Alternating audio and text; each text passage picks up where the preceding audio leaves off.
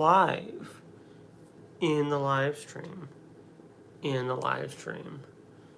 doing the stuffs and the things in the live stream, because it's a live stream. In the live stream, we're live in the live stream, having a live stream, talking about the stuffs and the things and the stuffs and the things and the gods and the not gods and the why should we believe in a God? I don't really have any reason to believe in a God. I'd like to believe that there's something out there. I really, really do. And you know what? Maybe this whole channel is just some vain attempt to try to find a reason to believe in this being that I so desperately want to believe in. I mean, I don't desperately want to believe in it, but you don't know that. You don't know what I got. Maybe I already believe in a God, and I do this whole channel thing just as a test for people. To sharpen theists' abilities to defend their being of choice. Maybe that's all it is. Maybe I've been on the other side all along. You don't know. You don't know what I got. I'm just a weird dude on the internet. You don't know what I got.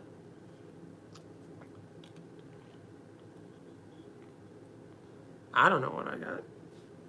I don't really know what's going on. What I don't have, though, is good reason to believe in the existence of any kind of God. Can't say I do.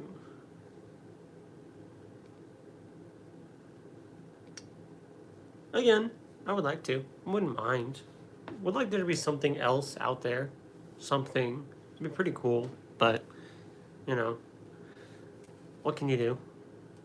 We don't get to decide if there is or is not one. If it were up to me, which I know this is a very weird, thing, but if it were up to me to decide if there was definitively a God or not a God, which, yes, I know what I just said, and that doesn't make any sense. But if it was up to me, I would probably put a God there, not gonna lie. Maybe not any of the gods of the proposed religions, but I'd probably have a God there. Not gonna lie. I think I would personally prefer it. Hello, how's it going? I think I would personally prefer it. You know, if it was just up to me, I think I would personally prefer it. But it's not up to me, it's not up to you, it's not up to anybody. Either there is a God or there is not is a God. And we really just don't know which. We really just don't know if there is one or if there is not one. I don't really have any reason to believe there is one. Don't necessarily have evidence that there isn't one, but, you know, if you don't have reason to believe in something to begin with, you don't really need reason to, not believe it exists, or, to disprove it. I don't need to disprove something that hasn't even been proven. And that's not to say that, you know, I can sit here and say that a God doesn't exist until proven otherwise. Either claiming that there is a God or is not a God, it's both require a burden of proof. They're both claims. I don't make either one. So there's my voice. I don't make either claim. I stand at the more, agnostic atheist position of, I don't believe there's a God, I don't hold a belief in a God, but I don't claim to know if there is one or not. You know, I don't know. It'd be pretty cool, I think, personally. I know not everyone agrees. I think it'd be pretty cool if there was something else out there.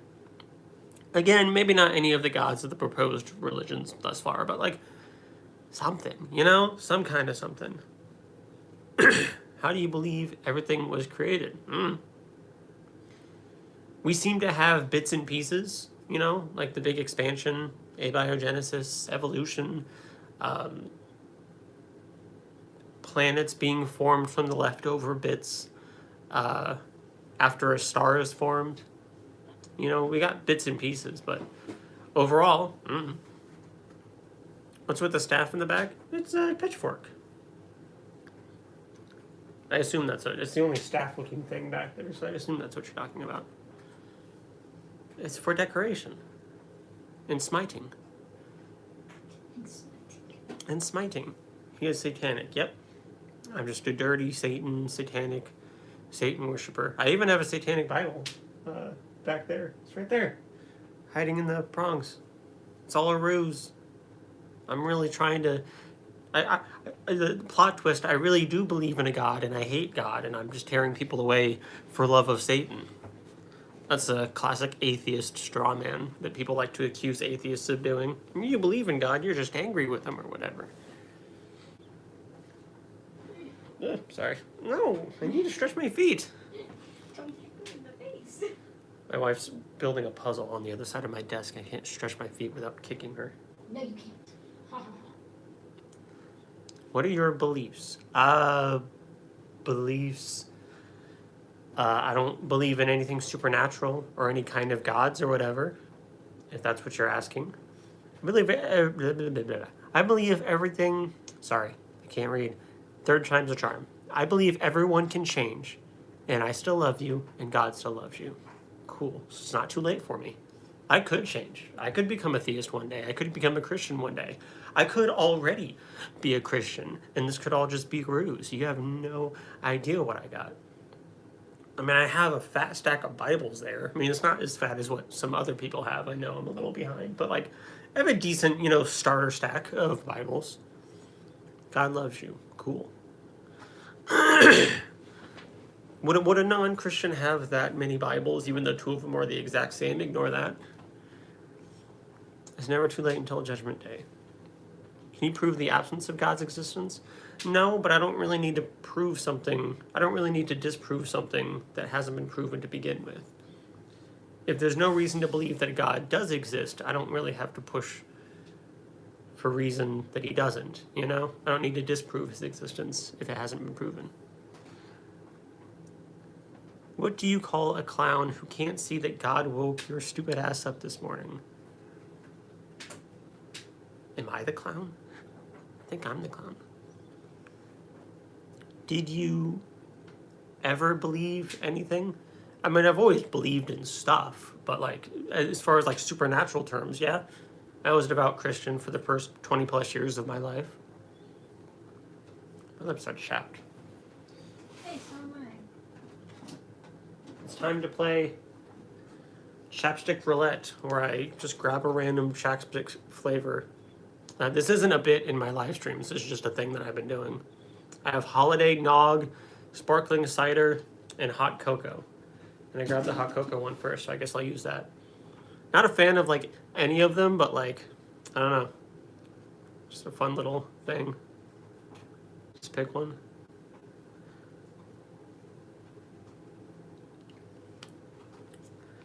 There is a fourth one. It's this. Taylor, I might give you this one. The pomegranate spritz. Ooh. It's pretty good, but it tastes too much like an alcoholic drink that I've had in the past, and I'm 2 years sober and don't need that in my life, so I have not been using that. Got it. Sorry, my voice is failing me. I don't understand if you're Christian or not. You have Bibles, but don't act like it. I don't act Christian? What does that even mean? I'm not a Christian, but what does that mean to like not act Christian? Do you have an Insta that I can DM you, potentially talk you about God?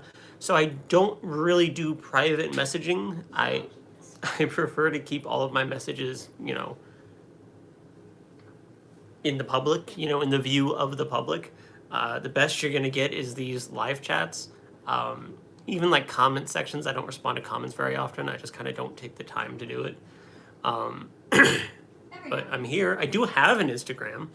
If you go to my page, there's links to all of my different socials if you want to follow me there. You don't have to, but like, since somebody brought it up. Do you like ships? Ship's I got a ship up there. It's a pretty cool ship. I got a 3D puzzle ship downstairs somewhere. Yeah, it's downstairs somewhere. I was wondering if I brought that upstairs. No, you didn't want it upstairs. I feel like I didn't bring that upstairs because it would have been like overkill with like the already ship, and I like that ship better. It looks cooler. It is a cool ship. It's a pretty cool ship. Don't even ask me. No, you didn't bring the one ship, but you brought your skull. Yeah, the 3D puzzles, because the other ship is a 3D puzzle. I have a skull and a Saturn 3D puzzle. You must act godly to truly be Christian. You can claim you're Christian, but you also have to act like one. All you have to do is try. So what did I do thus far? Unless you've, seen my content before, in which case, you have plenty to go off of. But in the less than 10 minutes that you have been watching me, what have I done that has been ungodly or unchristian? What have I done to show my cards that I can't possibly be Christian? If that's what you're saying. My voice doesn't want it. It doesn't help that I was also quite sick over the weekend. It was so much fun. I had like a 24-hour stomach bug that lasted like longer than 24 hours. It was great. I'm sorry. I'm so sorry. You got that from me. The pitchfork and the satanic Bible that you show off. That's it. That's all it takes to disqualify me from being a Christian. Doesn't matter my reasons for having it. Doesn't matter, if this is all just a ruse and I'm just actually a Christian trying to play the part of an atheist to try to sharpen Christian skills to better defend their faith. Just the fact that I have it and I'm showing it off. I was being cheeky with it earlier, so you do have that, but that's it. Can't possibly have it. Nothing demonic or satanic. I need a little Satan guy. I have 2 Jesuses, which I want more. But I need a little Satan guy. I tried to look into one, but they don't exist. Damn. I tried so hard to find them for you. They don't exist. The universe had a beginning, so it needed a cause. Order, morality, and life point to God. He proves his love by sending Jesus to save us. So there's a lot to unpack there. The universe has had a beginning. At least our current model of the universe, yes, had a beginning, had a cause. Doesn't necessarily mean it has to have been a god. Just because we don't know what it was doesn't mean it has to have been something supernatural or divine or whatever. Order, morality, and life point to God. I disagree. He proved his love by sending Jesus to save us. Yes, when he sacrificed himself to himself to save us from himself, from the system that he created and set up that all went wrong with a situation in a garden that was completely his fault. His son also, the sacrifice, which I guess you didn't use those words. You didn't use those words, but I'll go ahead and spin this off. His sacrifice wasn't really a sacrifice because he got up 2 days later like nothing happened, walked around like he was fine, let someone stick their fingers in his wounds like it was a party trick, and then skip back up to heaven. He's fine. Not really a sacrifice, but, sure. Killing anyone to show your love is psycho? It can be. It can be. So why do you have the bad boy Bible? For the same reason I have the normal Bibles, for the same reason I have a Tao Te Ching, for the same reason I have a little beginner's book to Buddhism, for the same reason I have a Quran and a Book of Mormon and a Bhagavad Gita and Doctrine and Covenants and Pearl of Great Price. Same reason I have Case for Christ, Case for Faith, God is not great, Same reason I have half-ish of these books. I'm just really into religious studies.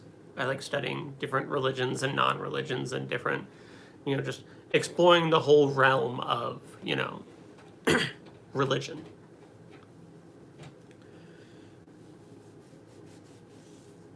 He felt that pain on the cross. That is the ultimate sacrifice. Yeah, and you know what? I'm not downplaying that. It sounded like it really sucked. That would have been like terrible, horrible suffering for like day or two. But we're talking about an all-powerful, infinite being who left eternal paradise for about 30 or so years, had a decent 30 or so years, had a really terrible day or two, and then got back up like nothing happened and then skipped back up into eternal paradise. He's fine, it's just like I'm not trying to downplay, in this being's infinity of living, I'm not trying to downplay that, the day or two, he went through some physically painful stuff, but like, it's just like I don't know, when you compare it to like him being God and whatnot, an eternal heavenness. I don't know. God let everything go sideways to give us free will and to give us the choice to follow him. Sure. Gory performance art. It's sick. Yeah, it was what it was. Would you admit that the probability of that the sun being the exact size and distance from the earth and that this earth has all the things we need to sustain life isn't highly probable to be an accident? So the universe is huge and it's old and it's filled with stuff and it does a lot of stuff. And I know that's really oversimplifying it. But there are seemingly countless stars in the universe and seemingly countless more planets. And the necessary stuff for life seems to be everywhere, like all over the place. So when you have something, a universe this size, you know, and it's been around for this long and it does so much stuff, it's almost inevitable that we would somewhere get a planet at a good distance from a star to sustain life. Like the odds are like, because it doesn't matter what the odds are. Even if you want to say the odds of a planet being able to sustain life are 1 in a billion. There's more than a billion planets. So like when you stretch the scale to like infinity, it becomes almost, what's the word I use? I just forgot about it. I just forgot the word. Almost. Inevitable. Thank you, my love. You're welcome. I got you. And it could be that there's like thousands of other planets, for all we know, out there saying the same thing. Oh, we're the only planet that's the perfect distance from our star or whatnot. That makes us perfectly tuned for life. Hey, Doom. You don't know, you know? Fine-tuned wouldn't be my word of choice, but saying that he suffered for a day or two is a massive understatement. He suffered his whole life due to persecution. So even if I were to give you that 30-ish years, 33, I think someone said, compared to infinity, you know, it's still not that big of a time frame. I'm going to sub so I can find your streams to debate you again because I want to go to sleep. I can respect that. Thank you for stopping by. No, we evolved in an environment that had the conditions for stuff to evolve. Yeah. And if it didn't have the conditions, we wouldn't have. And if life, there could be life somewhere else in the universe that's evolved and intelligent like us, and they could be sitting here thinking the exact same things as we are. We're the only life, we're the fine-tuned God, you know, Glorb made all of this perfectly for us, you know, you don't know. And I like to think back to some of my old teachers in school saying, well, Earth is so perfectly fit for us. I mean, can you imagine if we came to exist, if we lived on a planet like Mars? It's like, no, I can't imagine us living on a planet like Mars because as far as we know, life like ours can't evolve on Mars as it is in its current state. So, no, you know, life evolved here because it could. And if it can evolve elsewhere, it probably will, or did. But this isn't a proof that God would or could exist. Why would it be? God is real, sure. Would you ever jump in front of a bullet to protect and save your enemy if it will kill you? Honestly, I think we would all like to believe that, and this is the same answer that I give every time I'm asked a question like this, we'd all like to believe that we'd be that guy or gal, you know, the hero to risk their lives to save someone in a life or death situation, you know, be it a shooting or, you know, I don't know what situation you'd be in to like where your enemy's there too, I don't know, but I think we'd all like to believe that we'd be that hero, but I don't think we really know until we're in that situation. I would like to believe the answer to that question is yes, that I would take a bullet for people. But I won't know until I'm in that situation, you know? It's a whole different thing thinking about it versus actually being in that situation. If there was a God, he could just make us survive in all environments. No, he could. I understand that you believe in evolution, however. If you study Genesis 1, you will understand that evolution is comically false. Why should I believe Genesis 1? I believe in God, but not the Bible. I can respect that. Jesus Christ died for us humans who have been his enemy. Sure. I had a very interesting conversation with my parents lately about the way their belief works. If they are to be believed, every single belief they have about the world is based on what the Holy Spirit intuition tells them. They don't use logic or reason. There's a lot of people like that. The Bible is obvious false stories. That doesn't seem great. You don't study the Bible, try studying the subject of evolution instead. Yeah, I'm aware that there are things in the Bible that contradict with scientific evidence and reality. And that's not an issue with scientific evidence and reality. I think that's an issue with the Bible. I'm back. Back so soon? You're supposed to be going to sleep.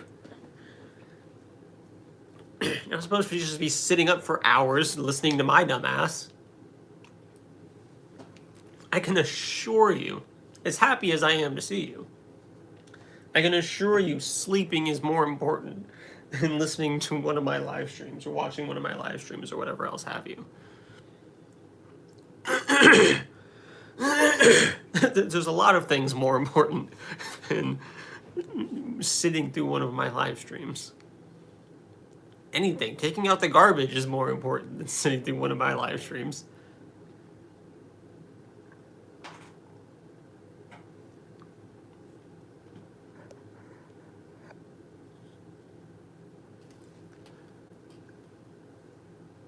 Where's my mouse? There it is.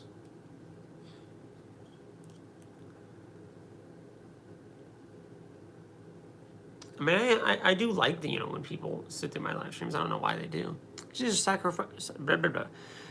Jesus' sacrifice isn't measured by years, but by who he is, an infinite God. He bore God's full wrath for sin. One sacrifice by an infinite Savior has infinite value. Blood sacrifice. Human sacrifice. Sacrificing something that's innocent to atone for what is not, because blood magic. Let me ask you this. Do you have any personal tests that you use on any document that claims to be historical for any events in history? I'm sorry, let me read that one more time. Life is in the blood. Cool.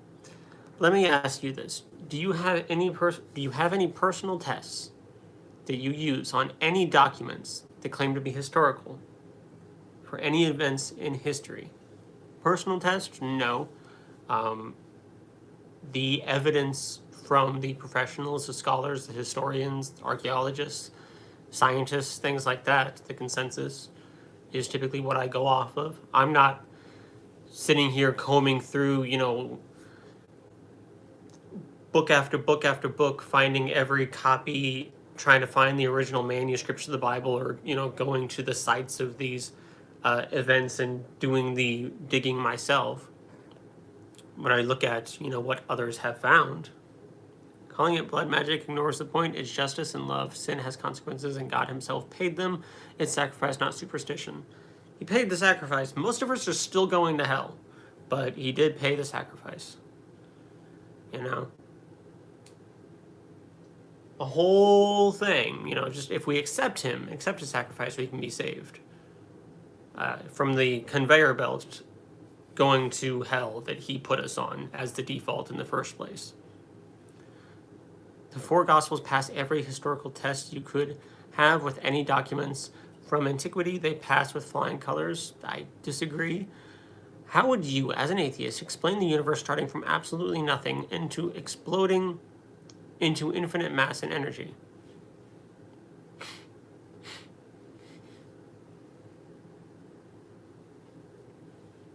How would you, atheist, be able to explain any of that without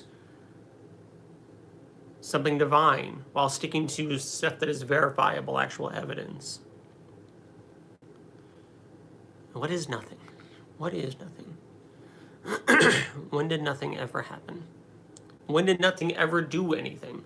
Can nothing do anything? If you give any attributes to nothing, doesn't it stop being nothing? You only save so many people, but I'm trying to save you, and I won't stop. Well, I can appreciate that. Before the Big Bang, there was nothing forever. We don't know that. After eternity, eternity consciousness in the darkness alone for eternity manifested the Big Bang. We are the physical manifestation of the cosmic consciousness. Sure? Why would you disagree? With the Gospels, there's like nothing historically verifiable. There's a couple things that, that's not true. We might be able to verify that there was a dude who existed, made some claims, gained a following, and got executed. That's fine, like everything else is pretty rough. Hello. God gave us free will to decide only salvation will get us to heaven. He is loving God that he gave us free will, not to design us as robots that automatically go to heaven. Okay, but like, love me or I'll torture you for all of eternity. Like, hell and torment is the default. And like, love me. If you don't love me, you're just gonna suffer. This is kind of fucked up, personally. Before there's, I think I already read that. Oh no, you just put it again. Okay, that's fine. Long time no see. Well, good to see you. History with miracles in it? Nah, not as much as we could. Not what we can verify. The first law of thermodynamics. Okay, what about it? Even Bart Ehrman agrees that the four Gospels are accurate history. Cool. Why does he say that? All they have is the Bible. Why is Jesus Christ's name... I'm sorry, I can't read. Why is Jesus Christ's name the only name people use as a cuss word? Where do you live? Hell is for evildoers. Have you done any evil? Haven't we all? So a good chunk of the world has been greatly influenced by Christianity. And so we use a lot of Christian themes in our speaking, our writing, our architecture, our society. It's kind of intertwined. So yes, including some of our curse words have Christian themes. That does not mean... That does not prove Christianity true in any way, shape, or form. I'm not sure how it would. She really... Fucking God, I can't read today. So would you believe Jesus exists if he stood in front of you and performed a miracle? My brain's pretty nitpicky, I'm going to be honest with you. I would need to verify that it's actually him, especially in a world of like holograms and like, close-up magic, drones, things like that. I would need to verify. But I do like to say, when it comes to the Christian God, an all-knowing God would know what it would take to convince me. An all-powerful God would be able to do what it takes to convince me. And an all-loving God who wants a relationship with me would want to convince me that he's real. And I want to be convinced that he's real, if he's real. So, like, ball's kind of in his court. I don't really know what it would take to convince me, but he should. God doesn't send people to hell for not loving him. He honors their choice. Hell is separation from God. Real love requires real freedom. Forced love isn't love. It's just, why would you create a system like that? Like, I'm a dad. If my daughter grows up and hates me, wants nothing to do with me, I don't want to design her life in such a way where she's going to suffer without me. Why make it like that? This is the creator God being of everything. Why make it so that if your followers, children, people, clay figurines, whatever you want to call them, don't love you and cling to you, then the only other option is suffering? Why can't there possibly, with this infinite, all-powerful, all-knowing God, why can't there possibly be a solution where we don't have to follow him and don't have to suffer?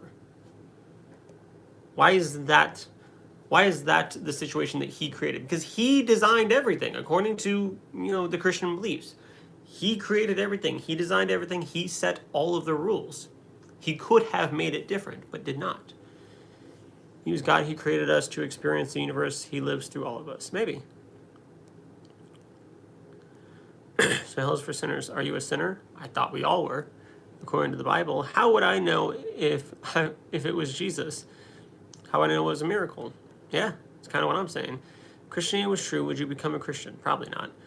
You keep saying he's sending us to hell and demanding us to love him or else, but in reality, he loved you first, died for you first, and gave your life. All he wants is your faith.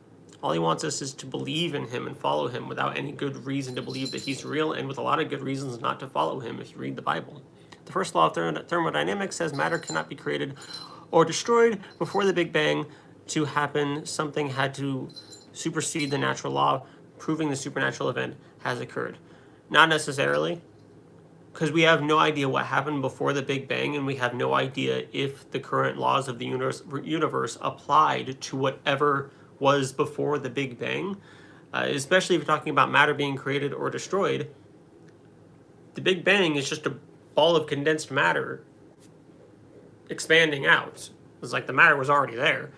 But before that, we have absolutely no idea. And we don't know if that, whatever it was, would have followed the same rules as our current universe. The laws of the universe are how the universe, our current presentation of the universe works. They don't necessarily apply to what came before or what might come after. I'd imagine in order for it to be proven true, the Bible would first need to plug every single contradiction or loophole, and then the direction of scientific discovery would need to take a 180 where everything lines up with the Bible statements. Yeah. God's ways are higher than your ways. See, I don't really like those fail-safes in the Bible. God's ways are higher than our ways. Lean not on your own understanding. It's just a way of saying, shut up, stop asking questions, eyes forward, stay in line, don't look over there, just stay in line. It's just to keep people in the fold. There's little fail-safes, thinking themselves wise they became fools. Don't be like the fallen heathens who, the Bible's filled with little fail-safes to try to warn you against life outside of Christianity and to just keep you focused, eyes forward on the path to Christ. It's kind of fucked up.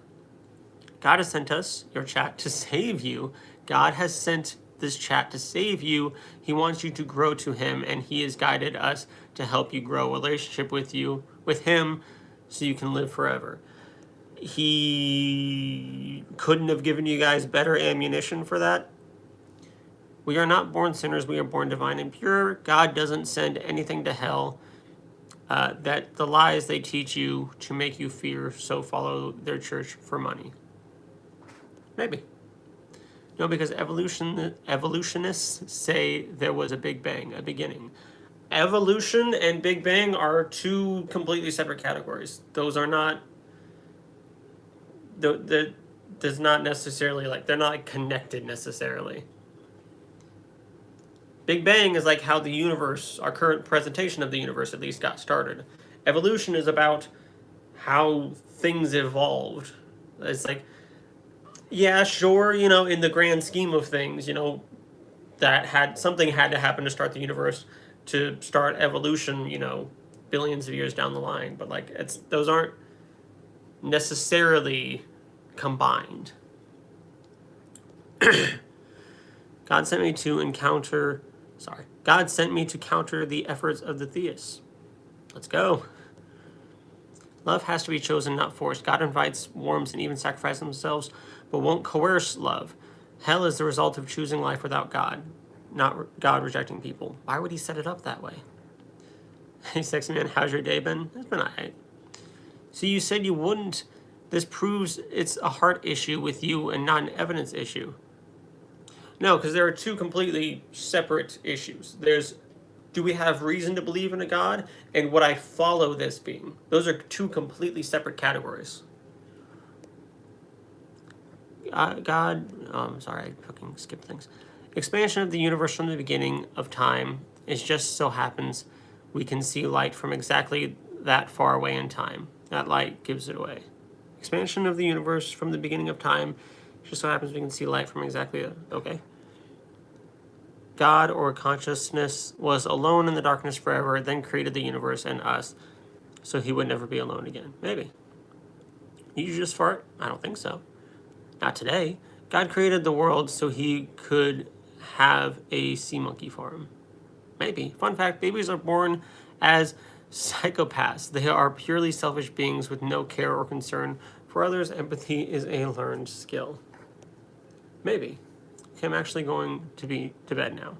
Good night. Thank you for stopping by and coming back. People become good through learning about the world. If they have a poor upbringing, they don't learn empathy and they remain a psychopath. There have been some studies of babies showing empathetic behavior. It's just kind of hard to tell when they're, so young. I don't believe that, I'm sorry. Excuse me. I don't believe that I don't believe that we all are born pure and thought we grow. I don't think I read that correctly. So you think everything was smaller than the head of a pin and then just expanded into everything without any articulable reason? I don't know what caused it. God made love real, not forced. True love requires choice. He offers life and forgiveness, but rejecting him brings separation. And it's the result, not his desire. Why set it up that way, though? And his love is not forced. If I hold a gun to your head and tell you to give me the money, I'm not forcing you to give me the money, but I'm Forcing you. I'm coercing you. I'm giving you a little bit of a push to give me the money. It's not forced necessarily, but it's kind of forced. If you're trying to rationalize the Bible, you're brainwashed. It can be hard. Quite literally, this is scientifically proven. Babies are literally psychopaths. It's well documented. Okay, you're mistaken. God doesn't simply operate as a father. He operates as a judge. God's justice can't be compromised. If you reject his escape, you just suffer punishment, which we all deserve in the first place. Kind of fucked up. If a God is omnipresent, how can we be separate? I guess that's fair. Because he created a realm where his omnipresence can't be. He created a rock that he can't lift. A rock so heavy that he can't lift. He created a realm where his omnipresence can't exist, and therefore, technically, he's not omnipresent. God knows what it would take for me to believe in him and accept him. Why don't I get any experience like other people supposedly do? It's a good question. If atheism is true and we all die, it's the fertilizer pit. Why would it really matter if you became Adolf Hitler or Mother Teresa? Mother Teresa wasn't exactly the polar opposite of Adolf Hitler. I mean, Adolf Hitler was a lot more extreme. He's in his category of his own, but Mother Teresa wasn't exactly an extreme good. Why be good? Why does it matter? We're here now. This is the only life that we know we're going to get. We might as well make the most of it and make sure everyone else can do the same. That's how society works. We work together for the betterment of a society and the people within a society, including ourselves.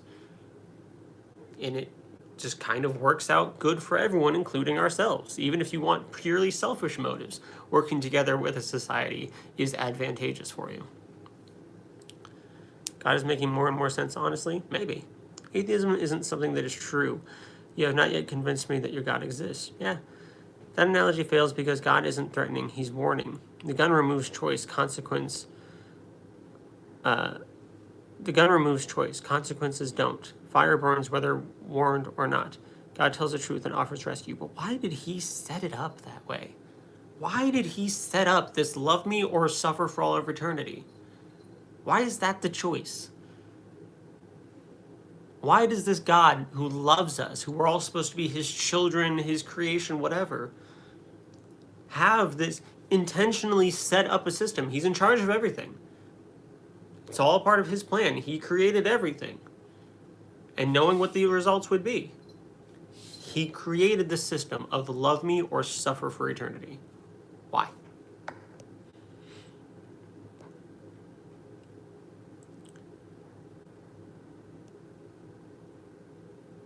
Babies do tend to learn empathy pretty quickly. You could expect within a year or two that there are plenty of babies that have developed capacity. That's probably what I'm thinking. Why is slaughtering innocent people wrong if in reality we are all accidental, highly evolved primordial slime? Because we're all here. I mean, I just kind of went through this explanation. We're all here. It's better to work together for the betterment of a society and the people within the society. Also, a note about how babies learn is that they observe the emotions of those around them by mimicry. If you cry and they cry, you laugh and they laugh. Not always, of course, interesting.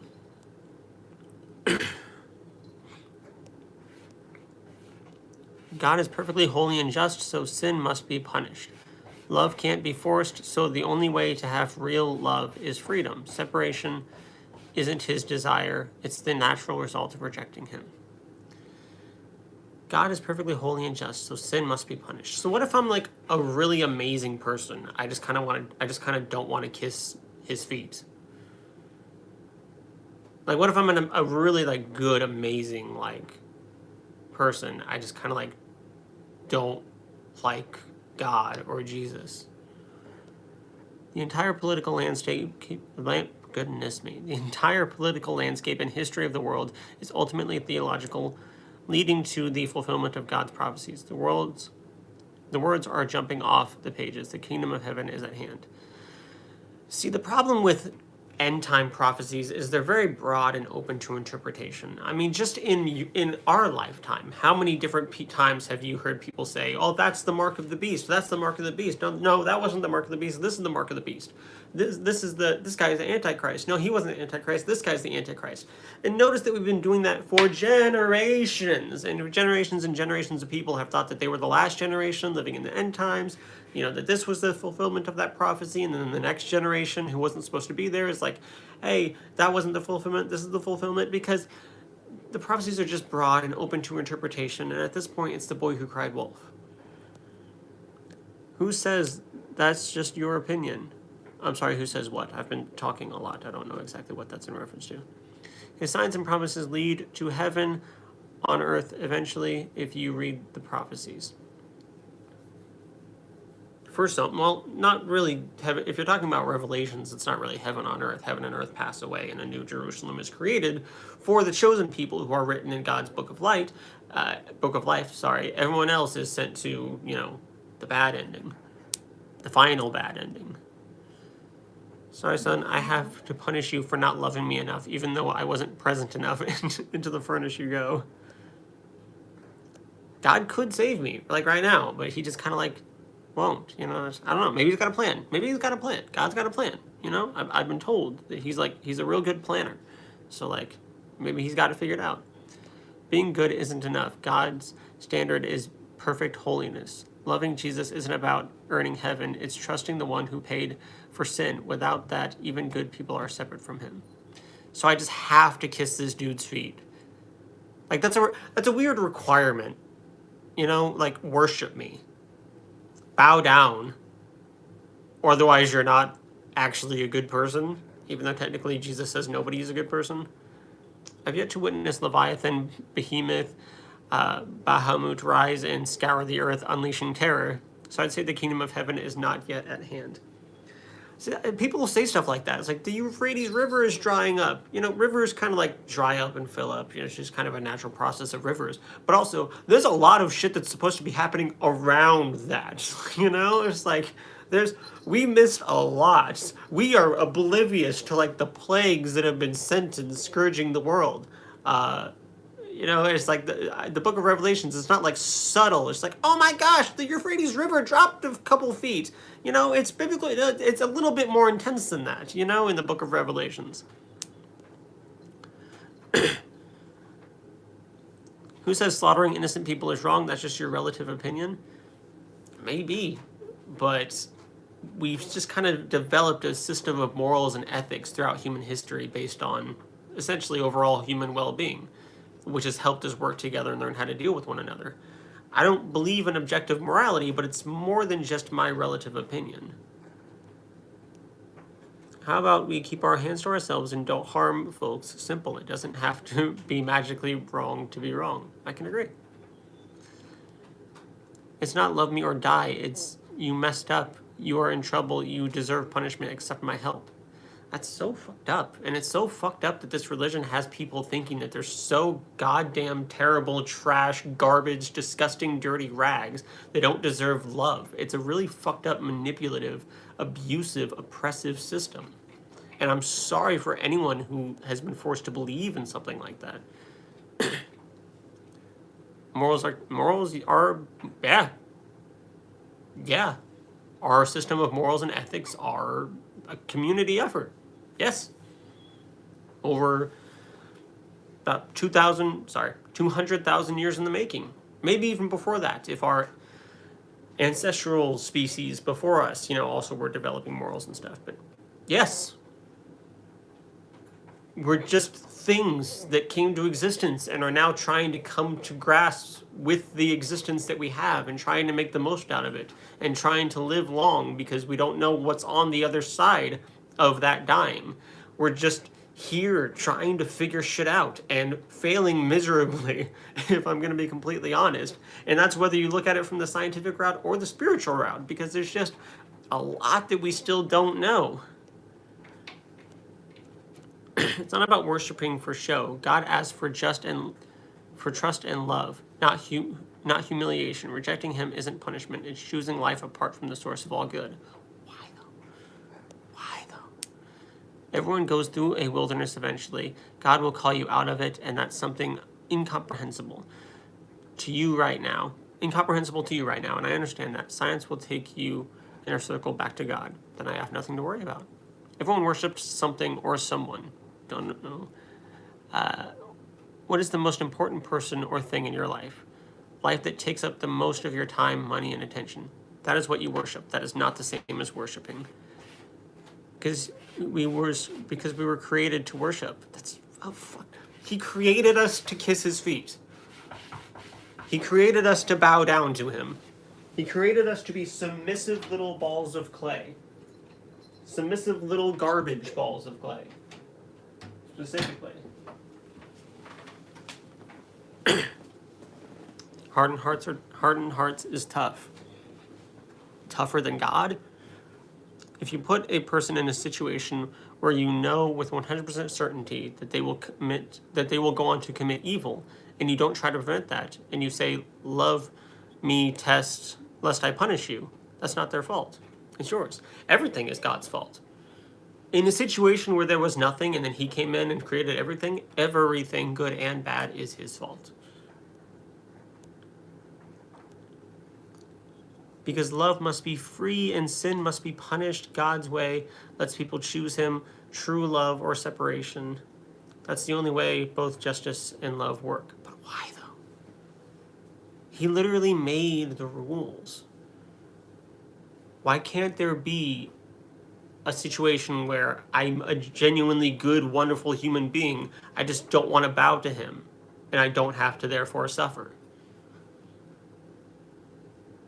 Why does kissing his feet show up on the list of requirements to be a good person? I don't even know what worship is or how to do it. It's nonsense words. I mean, we seem to have different definitions of worship, me and that other person. I love being a submissive little garbage ball of clay, right? Bookie, you just keep saying the same things with different words. I don't know if you're talking to me or not. Wasn't there another Pookie? Yeah, there was another Pookie, so I think you're talking to somebody else. You bow down to something already. I don't. What is it? What do you care about or cherish most in your life? Answer, that's not worship. And it's definitely not the kind of worship that this God is demanding of us. Those are two completely different things. That is not the same thing. Justice precludes mercy. They cannot exist together. If God was omnipotent, he knew what everyone would do before they were born. He could have made it different. God planned for all the evils in this world. If you believe the book of Revelations, in the end, we end up with a new shining city, a new shining world where good, wonderful people can go with free will and walk around living in eternal bliss forever.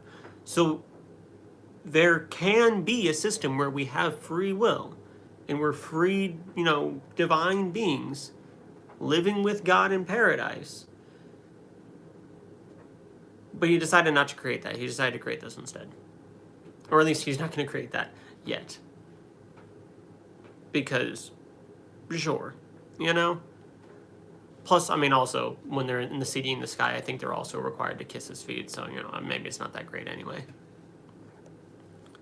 Because God is perfect, holy, not loving him means rejecting the source of all goodness. Even the best humans can't earn eternity apart from him. It's about relationship, not deeds. If God exists, creator of the universe, any creator of the universe, but for the sake of this example, we'll say, the God of the Bible, Christian God, whatever. He is the source of all goodness. I would agree. He's also the source of all evil, because he's the source of everything, and there was nothing before he got here, and he created everything to be the way that it is. Sin doesn't need to be punished because inflicting pain and suffering on others doesn't promote goodness or bring light into the world. It just makes more pain. If there is an objective measurement of good, then it's good for everyone. Evil is just a matter of ignorance. Maybe. So we can teach and rehabilitate instead of punish. Hey Christians, let's get one thing straight. Hey RM. Christianity is not the default position, and most people do not believe in your God. Believers in your mythology are a minority. In the world, yeah. Why can't you answer my question? Everybody living for something or someone. What are you living for? What motivates you? What motivates me is my wife and daughter, but I don't worship them. Especially not in the same way that your God is demanding worship. And I'm sorry, I did kind of skip that question because I was kind of more focused. I kind of forgot. I was kind of more focused on explaining that the two different types of worship are not the same thing. And that's the point that you were really trying to drive forward, is that everyone worships something. And so that was kind of the point that I was trying to focus on. But you're right, I did not answer that question. The most important thing in the world to me is my wife and daughter. God created everything good. Evil isn't a thing he made. It's the absence of twisting of good. Like the darkness isn't a thing, it's a lack of light. God allows a choice, but he isn't the source of sin. He allows the choice. He created a universe where there could be an absence of things, where this is the way things work. It's the same thing. If he created a universe where there could be absence of light, he created a universe where there is darkness, and therefore he created darkness, especially when, again, there was nothing before he created everything. So it is still all his fault, good and bad. God created, I think I just read that. Of course they're not God, so worshiping them would be, of course they're not gods, and worshiping them would be misplaced. You can still love them, obviously. Yeah, sure. God created the world, so he is the source of everything, including sin. Yes. God is the source of sin because before God created everything, he created the preconditions to allow for the possibility of sin. He designed the system this way, yes.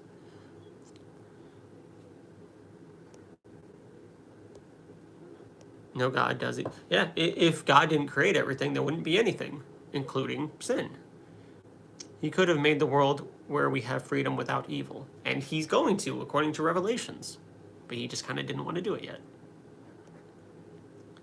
God created free beings capable of choosing. He made all good, but sin is a choice of creatures, not God. Blame lies with those who reject his goodness, not the creator. But again, he could have created, and he will create a world where there's free will and eternal happiness and loving God. According to Revelations, but he just kind of didn't want to start there, I guess. I guess he wanted to create a lot of people to make them suffer in the darkness for all of eternity before we got to that point. Because sure. He could have made a world with free will, free of sin, but he didn't. Yeah.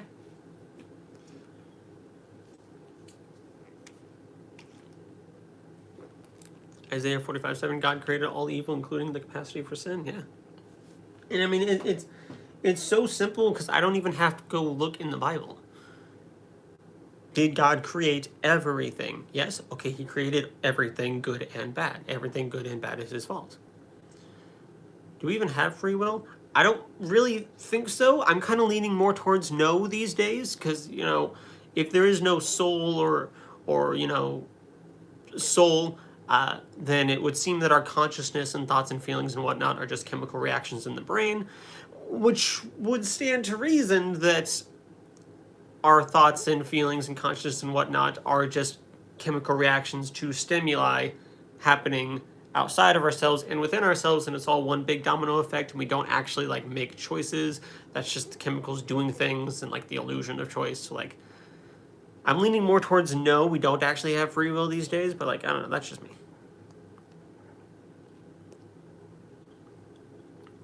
If God is omnipotent, there is no free will. I don't know if I agree with that point. I've heard it a lot, and you can push back against this if you want. It's fine. There's a difference between being... Because you can be all-powerful and all-knowing and whatnot, and still there be free will. I just kind of don't agree with that. You can be all-powerful and choose to not do stuff. And you can be all-knowing and know that bad things are going to happen, but he didn't decide necessarily. I don't know. I don't really agree with the argument that if he was omniscient, omnipotent or omniscient or whatever, that there wouldn't be free will. I don't know if I really agree with that. I used to be an atheist. I think God will show you a miracle like he did me, and you'll see that you coming to the realization is a miracle in itself because of how hard your heart was in hindsight. Maybe. Adam and Eve didn't know better before they ate from the tree of knowledge. They were ignorant to that knowledge. They didn't have an ethical system to know that they should obey. I agree. Okay, now we get Drew's Adam and Eve for Dummies lesson. Channel classic, to be sure. Do I need my Adam and Eve lesson? Where God creates two naive human beings, naive new creation, does not give them the knowledge of good and evil, puts that knowledge in a fruit and says, don't touch that fruit, and then walks away. This all-present, knowing God walks away, stands off to the sidelines, fucks off, I don't know, while this great tempter that he also put in the garden with his naive new creation tempts his naive new creation to eat the fruit. And since they do not know right from wrong, and therefore do not have a good method to determine if it is right to listen to God or the snake, they're tempted and eat the fruit, and then God makes us all suffer for all of eternity. It was all a setup, and it was all God's fault. He created a world with humans with the capacity for sin that is not perfect. Yeah. Show the miracles then. Do it for the non-believers. Yeah. God allowed for the possibility to eat the apple, to eat from the tree. In fact, he knew it would happen. He wanted it to happen. God created us for joy, and perfect joy can only be experienced with him. He is the very source of love. Why does that have to be the situation? Why does it have to be a situation where you have to choose me, otherwise it's just suffering? To Adam and Eve, God and the snake are effectively on equal footing because they didn't know better. Yeah. When you actually realize after death that everything Christian and the Bible has said was true, you should be happy because you won't have to spend eternity with him. You'll just be in solitary confinement. If. Change that first word of that sentence. If that's the case. And don't get me wrong. Fine, I'll take heaven. I'm just not going to bow down. If that's my entry pass, then I guess I'll go to hell. What can you do? I've kind of been prepared to go to hell my entire life, even when I was a Christian. So I'm not really scared of the idea of hell, but that's just me. I know I'm a weird person in that regard. I've laid out the truth clearly. I'm done debating, but I'll be praying for you and your family to see God's love and justice. Take care. Sounds good. Oh my gosh, I actually caught up to the bottom of the page without skipping. Sweet. Yahweh literally told the first lie in the Bible. You know, it got off on a bad. It started bad and it didn't really get better. You know, in the Bible. You know, it just for God and like how wonderful He is. It was just kind of fucked from the beginning. If the Christian God is real, I don't want to kick it with Him anyway. Yeah. The thing is that God shows His compassion and His love for us by becoming human and suffers like we do, and even far more as you are doing an internal critique. Try to think about that. God showed His compassion and His love for us by becoming human and suffers like we do, and even far more as you are doing an eternal critique. Try to think about that. When God sacrificed Himself to save the world from the system that He created that all went wrong with a situation in a garden that was 100% His fault, the sacrifice where the dude had terrible suffering for like a day or two, terrible. I'm not downplaying, the suffering depicted by Jesus in the Bible. I'm not. But like a couple days later, he gets up like nothing happens. He just goes strolling around talking to people, lets someone stick their fingers in his wounds like it's a party trick, and then he skips back up to eternal bliss in heaven. He's fine. It wasn't really a sacrifice. It was more kind of like an egotistical, look at me, look at what I did for you display.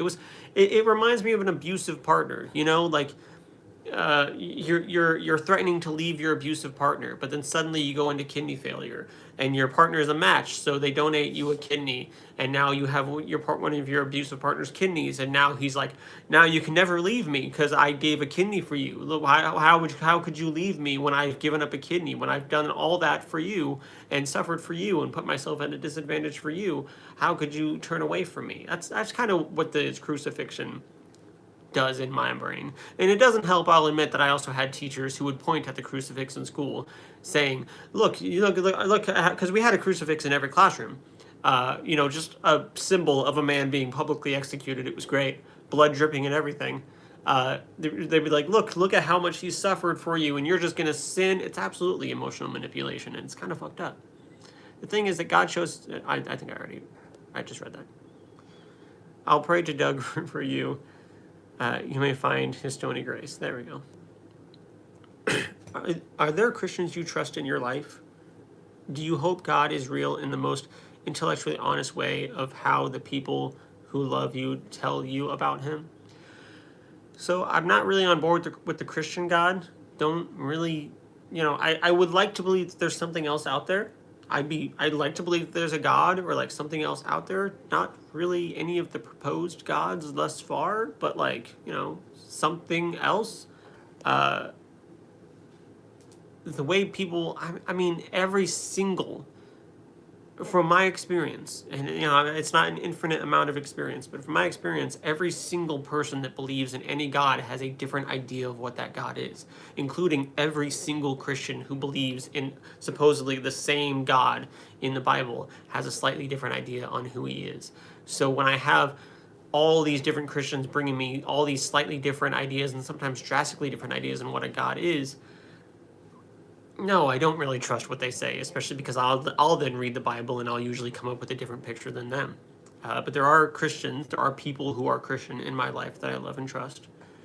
Christianity is Stockholm Syndrome. It's a little bit of it.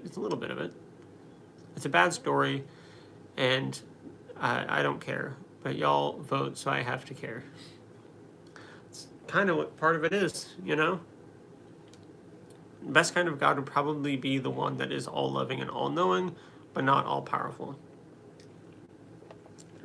I really like the idea of a God, and I played with this a lot during my deconstruction, and I think I even kind of subscribed to this idea of a God for a while, of a God who is actually imperfect and created us in His image and likeness, imperfect, flawed human beings, because that way, if you look at the Bible, it makes so much more sense if He's just a dude like us trying to fucking run the entire planet with all these crazy ass people running around. It makes so much more sense. All this shit that He does and the mistakes and, why did He flood the earth? It was His perfect divine knowledge and judgment. No, it was all fucked, and He's like, I don't know, let's flood it. It's still, it's like trying to figure out what to do. And then you see in the Bible this transition from a physically present, being, wrestling with, oh my goodness, Jacob, wrestling with Jacob, standing talking with Abraham, walking past Moses, walking through the garden, a physically present being. You see the transition from that being to more of an abstract, formless thing in the other, you know? And you see him kind of drift away. And now, in this day and age, you see a lack of him. We don't see all the signs and wonders that we supposedly did in the Bible. It would make sense if there was a God who was not perfect, but is, loving and trying, who realizes after all this shit that he does in the Bible, that maybe it's best if I just back up, because every time I touch this thing, it breaks. So maybe that's why we're not seeing him. Maybe that's why he's playing hide and seek champion, because it's his latest attempt to try to fix the world that he created and keeps fucking up. I like that idea of a God, and I would absolutely respect and hug and love that idea of a God.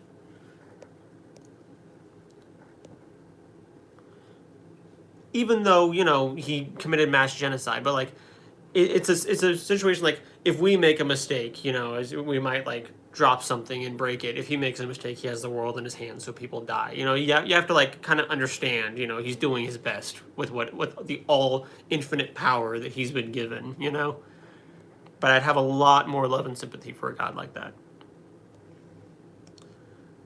That would make more sense. He's trying.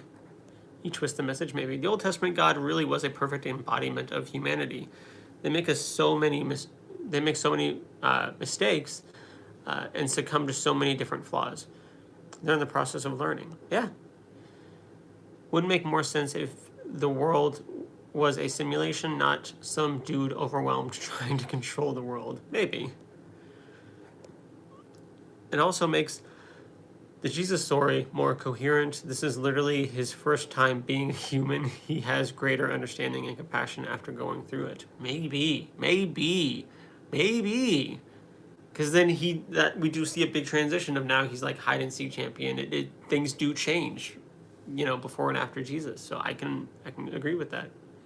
God is some incompetent asshole. Maybe he's trying. In this idea of him, he's trying. He's doing his best.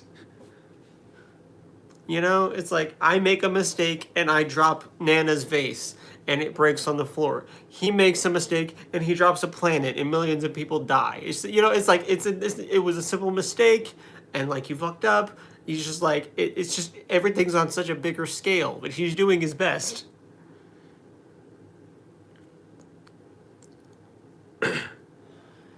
If we hold on to the idea he is perfect from the very beginning, it makes everything he does after inconsistent. Yeah. Psalms from New American Standard. Or NIV. I think I have the American Standard. I think this one's the American Standard. Before I read it, would this one do? I just want to make sure I'm reading from the right book. Or the right version of the right book. Jesus Christ is King, sure. I don't want to like start reading a book and then you be like, no, not that version. This is the New American Bible. I'm not holding it upside down. Was I holding it upside down? I'm not holding it upside down. It might be backwards. Oh yeah, it's backwards because your camera's dumb. Is it signed? I think so. It should be good. All right. And if the words are like completely wrong, then I guess you would know. Psalm 77. I'm probably going to end the stream soon, so maybe this would be a good place to stop. Do I know my Bible? Goodness me, Psalms. It's the largest fucking tab. It's literally the easiest book to find in the entire thing.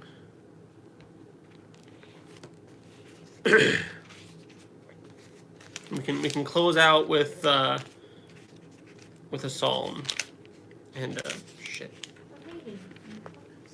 a reading from the Book of Psalms. Sorry if I just triggered anyone's PTS for that. My bad. All right.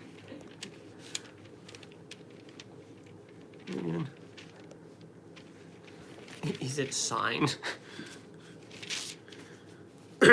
Okay, Psalm 77. Just making sure. Sorry, I like to triple check. Psalm 77. Psalm 70. Confidence in God during national distress. For the leader, Al Jeduthun, I'm sorry if I mispronounced that, a psalm of Asaph. I cry aloud to God. Cry to God to hear me. On the day of my distress, I seek the Lord. By night, my hands are raised unceasingly. I refuse to be consoled. When I think of God, I groan. As I ponder, my spirit grows faint. My eyes cannot close in sleep. I am troubled and cannot speak. I consider the days of old, the years long past. I remember in the night I met the years long past I remember. In the night I meditate in my heart. I ponder and my spirit broods. Will the Lord reject us forever, never again show favor? Has God's love ceased forever? Has the promise failed from all ages? Has God forgotten mercy, in anger withheld compassion?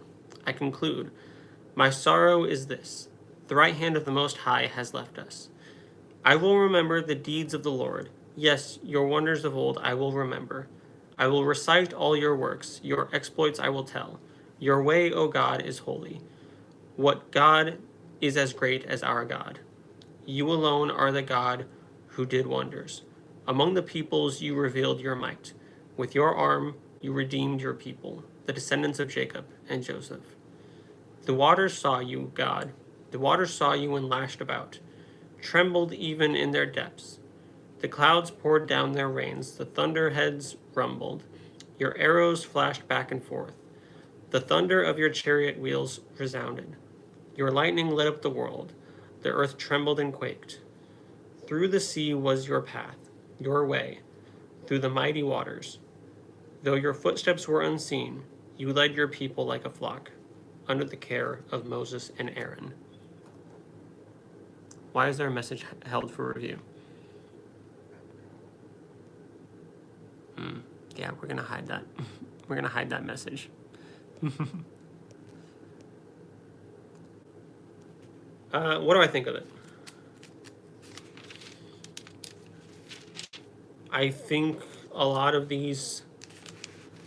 So a lot of the Old Testament is written in the backdrop of war, or in the foreground of war. A lot of terrible things. A lot of the Israelites doing good and like getting good and doing bad and getting bad and then being really, really sad that they have bad and like, oh, God has forsaken us and whatnot. So that's just kind of what this is. This is probably, I don't know exactly where this is, but this is probably during a time where they have fucked up in a way and God is withholding his mercy and his good grace and whatnot from them. And so it is just someone in distress, in the darkness, longing for the light that they once remembered, praying that it will come and trying to trust in the Lord that it will come again. Kind of beautiful when you think about it, not gonna lie. Is that the answer you wanted? Most coherent Jesus story. One of Jesus' followers stood in for him at the crucifixion. The authorities didn't know his face well, and he skated, explains the resurrection and Jesus' betrayal. Maybe. How can Genesis not be the easiest book to find? No, it wasn't Genesis. It was Psalms I was looking for, which is also the easiest book. I was reading Psalms. Sounds like a desperate lament, yeah. Thank you for reading. What about it? The problem with analyzing Christianity through atheist lens, you consider that this life is the unique one we have. The one that has to be perfect. But again, doing an internal critique is unsound.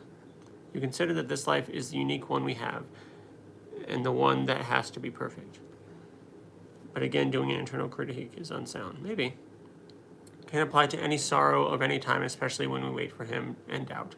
Oh yeah, it's definitely a good psalm for someone who believes in God and is going through tough times. Absolutely. It's not even about whether Christianity is true or not, but you have to realize that. Yeah, that's not what the story's about. Yeah. Why would any sorrow equate to that? Don't move the stool. Don't move the stool.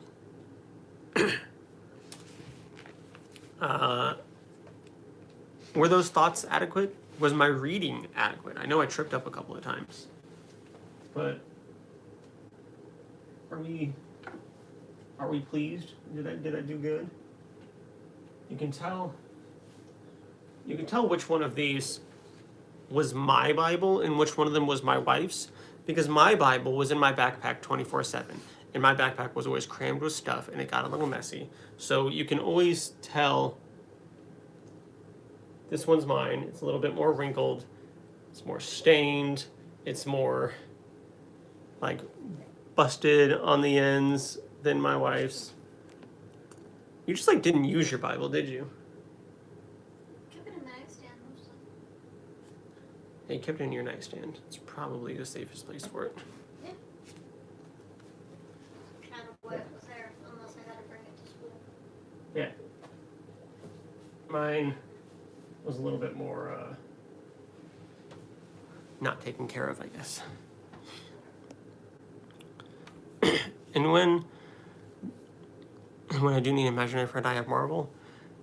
No, we are not pleased by another 50,000 Bibles and build the statue of Jesus out of the pages. And we are not pleased by another 50,000 Bibles and build the statue out of the pages. I would like to one day have, a ton more Bibles and have actually read through all of them. So, we'll get there. I'll get back to you on that one. But I do think I'm going to go ahead and end the live stream there. Thank you all so much for being here. This was a nice live stream. This was good. A lot of interaction, a lot of good conversation, a lot of cool people on both sides. I think overall the conversation from both sides was pretty calm and good, and I appreciate that. You are tasked with constructing a chayot out of Bibles. No. But I say this every time I do a live stream, and I mean it every time I do a live stream. I'm always appreciative every time somebody doesn't just scroll past my live stream. If you stop even for a second, if you stop for a second and now are gone, I still thank that person. Especially those who stay, chat, like, subscribe, come back later. Recurring viewers, it's amazing because I'm a random nobody on the internet. I don't really deserve any kind of attention or anything, so it's cool that you guys stopped by to spend over an hour just kind of talking about this stuff with me. It's cool. It's fun. I usually go live. My new schedule is Monday, Wednesday, Friday nights. I usually start somewhere between 9 and 9:30 p.m. Central Standard Time. This week, and I'm probably going to make a post about this, this week is fucked. I think I'm going to try to do another live stream tomorrow night, so Thursday, and Saturday night, because Wednesday, Thursday, Friday are out of the question for this week. But we will see, and I also want to get some more content up, and I will get on that to make up for my lack of being here. So, look forward to that, and I hope that you all enjoyed, and I hope you all have an amazing rest of your day, night, whenever you're watching this. Bye.